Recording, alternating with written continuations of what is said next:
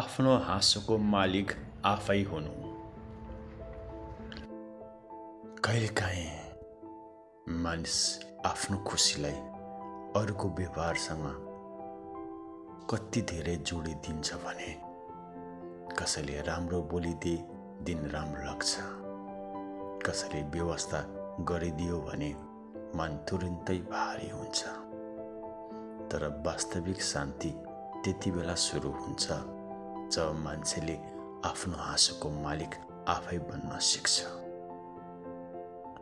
अरूको साथ सुन्दर कुरा हो, तर आफ्नो मनको उज्यालो नै अरूको हातमा सुम्पिँदा निराशा चाँडै जन्मिन्छ। किनकि संसार सधैँ आफ्नो अपेक्षा अनुसार चल्दैन।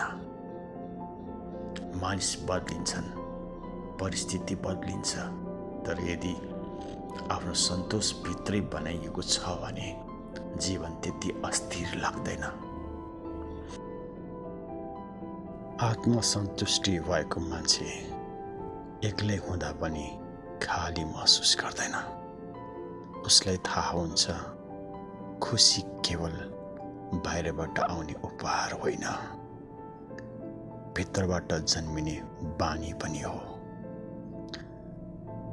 चिया पिउँदाको सानो बसाई, साँझको हावा महसुस गर्दा, आफ्नै प्रगतिलाई सम्झदा वा शान्त भएर आफूलाई धन्यवाद दिन सक्दा पनि मन खुसी हुन सक्छ।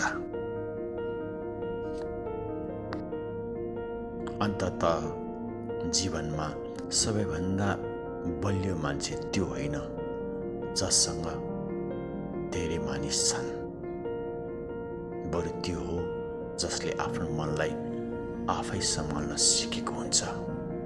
किनकि आफ्नो हाँसोको कारण आफै बन्न सक्ने व्यक्ति परिस्थितिले भन्दा सोचले धेरै बलियो हुन्छ।